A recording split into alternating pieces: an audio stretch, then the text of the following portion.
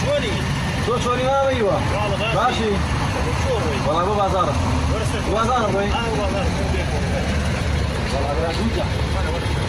بقربانم يا اخوة سلامت دي والله بنا بازارهم كم ضروري موجود انا مامي وامو ساري وبچی کریو والله ماما کوژیان بچی کریمه لخوا بە زیادە بەپارە کڕیومە آخر بەپارەی چی برا چۆنی بەپارەی چی والله چەند ساڵە کار و کاسبێکە یعنی چی بەچی کڕیتە بەرە کار و کاسبی چی والله برا ساري ئەوە بەپارەی کار و کاسبی ناکڕێ بەخۆ سەیرە لە ئەی خۆ قابلە لەم دزیوە کۆژین بەچی کڕیومە هەروەڵا بە حاڵی کڕیومە كرة حلالي شي والله برا باورناك ما في بحلالي اي بو من ومن كمان مسروحه وصاله ما ايوا لبي صالي وراكم كرة اي بو نتواني ساري بدلي خوم كر خلك جواكا وانا وشاكر كادي لاقا كريه كرة بينا اخت هذا عثمان هذا لنا حورك حلاليس والله ماما کوژیان هەروەڵا بە حاڵی کڕیومە خۆ قابلە خۆ نەم دزیوە ێ تۆش ئازاوە بڕ وەک من کار و کاسبی کە و بیکڕە تو باشە تو بۆ ئازدەم خەڵکە نایە حەسوود فەرموو دابەزەدەی دابەزە باشا كاكا بو خوتو لا گوناه پیاوەتی لەگەڵ ئینسان وەک تۆ یان بکە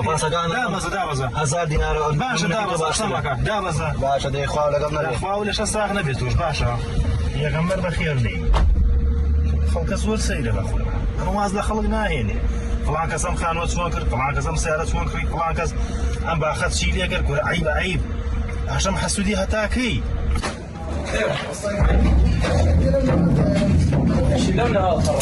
السلام عليكم. السلام كيف أحواله. وكاغادنا هذه الرد متى كاغادين هاي كلي كبير وخيريتي. رادمك يا خيري ما كوجن هالجان ده شوية تبغى كلام فاضي. يا ربي مبارك النبي. أو بريء؟ هي سلام مبارك يا والله السلام يا أخوي. برو فردانا بين درو كاك. باش عمل بتشيك انت. والله كاك غير هول من درو فأنا كوجن إيش وقال تعاون دروس كاك. كل أبو خاطري خوها وضعني شيء والله برا أيوة تأخذ مش معاش مية معاش خالو ناكل بأخوه. أي بس. بقبر بارنا وحلام. مو دزين كردوا. والله عيتر خود زاني. مو باكم خواذا كاك. والله عيتر الله أعلم. بس مشكلة هذا أنا كنتش هذا يقصي قرة يقوم هناك مو جان درجة. بحكي كيف ليش كان قاتل. لا هو شيء لا.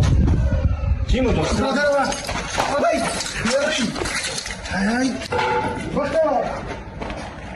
أو فردانا بين كاك فيك.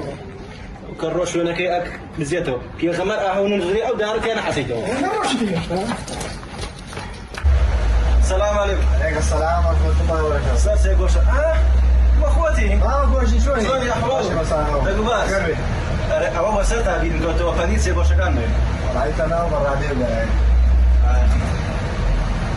أنا بتسأل ما مكانه. ما صار في صدر. وبرا لا مش محسوب جاي. أصلا هيك. كورة أصلي شيء برا وفارس من ده.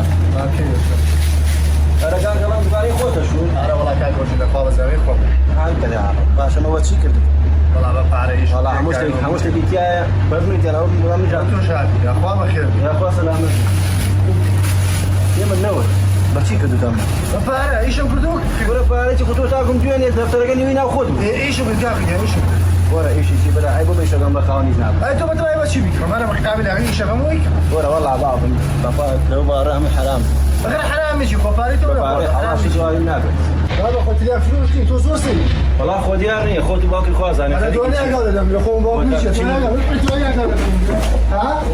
وين قال برو حسون كمان خوارس خنده حسون باش ها اواش پنیرک بیکرو ناو سلاجک برو